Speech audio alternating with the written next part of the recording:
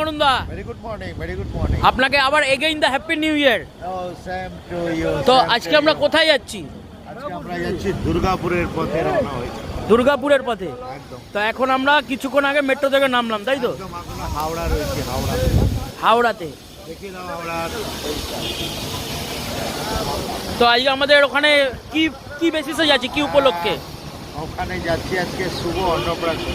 আচ্ছা। একটি বাচ্চার শুভ অন্নপ্রাশন নিয়ে তার দীর্ঘায়ু কামনা করব এবং আমার তরফ থেকে যেটুকু আশীর্বাদ পাওয়া যাবে অবশ্যই। আর বাচ্চাটির দীর্ঘায়ু কামনা করে আজকেই পারলে রিটার্ন করব। আমরা যাচ্ছি দুর্গাপুর।